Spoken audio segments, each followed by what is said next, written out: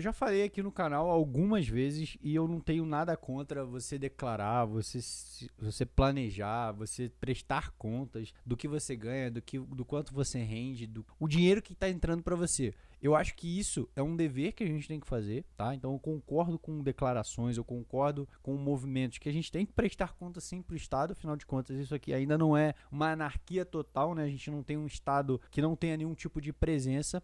Entretanto, a gente tem que ficar ciente do que está acontecendo, do que o Estado vem fazendo, do que a Receita Federal, o governo como um todo, vem fazendo em relação a criptomoedas, para que os contribuintes prestem contas. Porque a partir desse momento que a gente sabe o que está acontecendo, a gente sabe a intenção do governo, a gente sabe o que eles querem, a gente pode debater, a gente pode contra-argumentar, a gente pode se posicionar. Se você não sabe nada, fica até difícil, você fica vendido e aí as coisas acontecem sem que você tenha a mínima noção do que está acontecendo. E aí quando baterem na tua porta e falar assim, ó, tá vendo esse dinheirinho aí? Tu tem que me pagar. Ué, mas eu não sabia. Não, tá aqui, ó. Na legislação, papai, não pode alegar. Ah, eu sou inocente porque eu não conhecia a norma ou a lei que seja. Então, eu acho que essa ideia da gente entender o que está acontecendo, da gente saber o que o governo quer com o nosso patrimônio e até mesmo, a partir disso, pensar a melhor forma de legalmente fazer algum tipo de planejamento, algum tipo de movimento tributário, é interessante e é válido. Então, ficou curioso? Se liga nesse vídeo,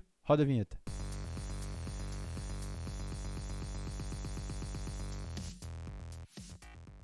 Bom, vou até colocar meu óculos aqui porque a gente tem uma questão da Receita Federal. Recentemente, a Receita falou que planeja mudar declaração de criptomoeda e pedir mais dados sobre o patrimônio. Tiago, eu nem sabia que a Receita pedia que a gente declarasse. Pois é, você não sabia, então você já está, digamos, entre aspas, errado. Porque a Receita, sim, ela pede que você declare movimentações com criptomoeda. Não vou aprofundar aqui o tema, eu tenho um vídeo aqui no canal que eu falo um pouco disso, vou deixar na descrição para vocês. Entretanto, a Receita, eu confesso para você, eu vou falar uma parada para você, uma verdade. Cripto é tão novo, Bitcoin, Ethereum e etc, e altcoins como um todo, é algo tão novo que os reguladores eles batem cabeça. Banco Central, CVM, Receita Federal, SEC lá nos Estados Unidos, Fed, que seja, batem cabeça porque é algo novo, é algo que eles nem sabem como eles vão enquadrar, né? Inclusive lá nos Estados Unidos tem uma discussão muito grande se o Bitcoin ele seria uma commodity ou não, inclusive com posicionamentos muito voltados para que ele seja sim uma commodity. Entretanto, as outras criptos, o que seria?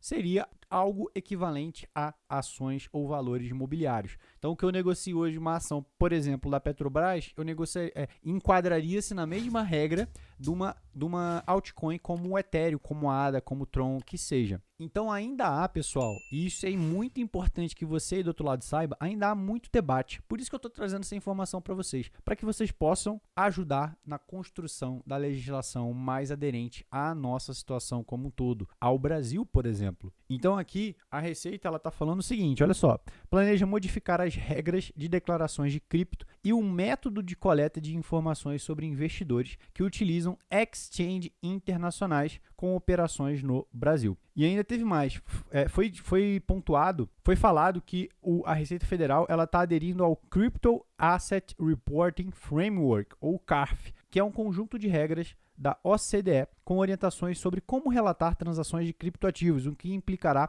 alterações na Instrução Normativa 188, que foi inclusive uma instrução muito recente da Receita Federal, que disciplina a prestação de informações sobre operações realizadas com cripto. Só para vocês terem uma ideia, no ano passado, em 2023, a Receita identificou aproximadamente 25 mil investidores contribuintes que não declararam Bitcoin no imposto de renda. Então é um número absurdo, é um número representativo e mostra que a Receita Federal ela está sim se movimentando para justamente regular da melhor forma possível. Onde você quer chegar, Thiago? Na minha visão, muito do que a gente tem no mundo cripto, Bitcoin e demais projetos, porque o Bitcoin para mim é uma commodity, seria algo relacionado, equiparado, por exemplo, ao ouro, e talvez teria que ter regras específicas para tributação, para armazenamento, para negociação.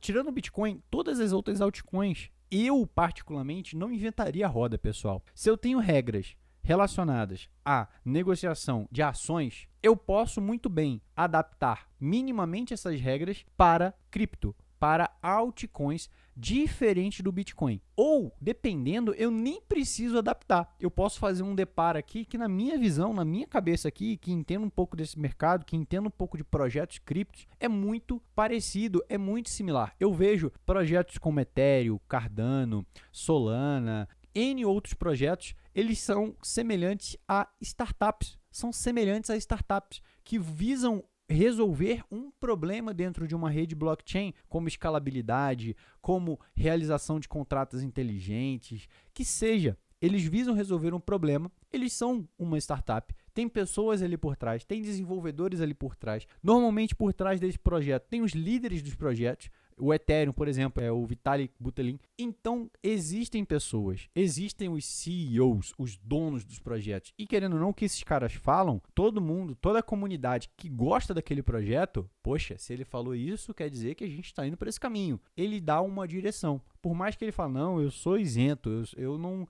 né, o que eu falo não é lei, não é para ser observado, mas dá uma direção. Então, na minha concepção, né, minimamente, como um entendedor mínimo do assunto, eu vejo muito essa adaptação de legislações já existentes, ou até mesmo o uso dessas legislações. Por que não pode usar a legislação e depois ver se deu bom ou deu ruim? Em vez de inventar a roda. E aqui eu vejo que usar uma legislação nova, ter uma legislação nova, pode às vezes estrangular o setor. Se essa for a ideia, o que eu não duvido, pode ser a ideia de alguns estados. Não estou dizendo aqui o do Brasil, mas de alguns estados, de alguns governos no mundo. Pode acontecer? Pode. Agora, se você quer deixar a coisa acontecer, se você quer deixar ver como é, né, como as pessoas vão se comportar, usa a legislação que já existe, pô. Não inventa a roda não. Faz o simples, faz o beabá, faz o feijão com arroz, que vai dar tudo certo. Não vai ter erro. Eu garanto.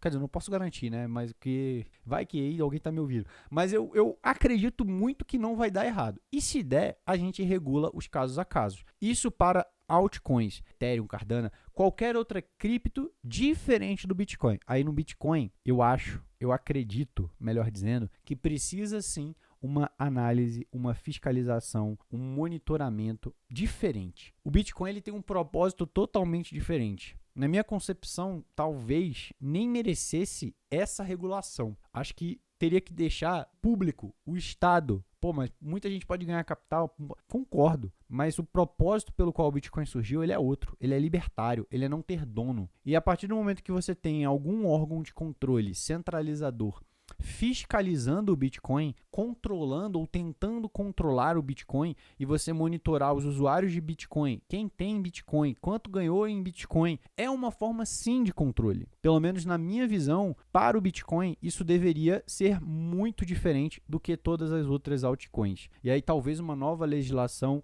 com muitos debates, com muita interveniência pública, com muito debate com pessoas técnicas que conhecem da tecnologia, que conhecem do assunto, teria que ser feito junto aos governantes. Não simplesmente o órgão vir e pegar a lei e aplicar para todo mundo e, eu ia falar uma palavra aqui, mas deixar Deus dará. É difícil, é muito difícil nesse caso. Galera, antes da gente continuar, não se esquece de me dar aquela moral, aquela força, aquele engajamento, curtindo, compartilhando e se inscrevendo no canal. Além disso, aqui embaixo na descrição vai ter uma série de canais parceiros que eu tenho certeza que você vai se amarrar. A Liga dos Anões, a Liga dos Canais Menores. Dá aquele like, dá aquela moral. Mato Grosso News, uma parceira aqui do canal, um salve, volto pro vídeo. Era isso que eu queria trazer para vocês, essas informações. Bitcoin para mim é... Assim, eu não sou aquele libertário extremo, Bitcoin é absoluto, não. Mas eu acredito muito nessa liberdade de você poder usar, utilizar, usufruir. Não tem problema. Quer dizer, até teria, né? Eu ia falar que não tem problema o Estado, o governo, a Receita, ou quem quer que seja, saber que você tem. Entretanto, não é esse o preceito que Satoshi Nakamoto, o criador do Bitcoin, quis trazer com a sua criação. Ele quis dar a você, aí do outro lado, o poder de ter o dinheiro da internet, o dinheiro livre de qualquer controle estatal, livre de qualquer fiscalização, para que a comunidade, a sociedade, a população precificasse esse dinheiro da melhor forma possível, sem inflação, sem controle estatal, sem intermediação, trazendo a liberdade para você. Agora, se o Estado quer tirar essa liberdade, se o Estado quer de alguma forma fiscalizar, eu já desconfio. Obviamente ele está olhando a fatia do bolo, a receita, um money in the pocket. Faz sentido? Não faz sentido? Saiba, pense, olhe fora da caixa, porque nada que acontece é por acaso. E o Ruptura Mental está aqui para justamente abrir os seus horizontes, abrir a sua cabeça, abrir os seus olhos. Fechou? Espero que vocês tenham gostado. Um salve e até a próxima. Valeu!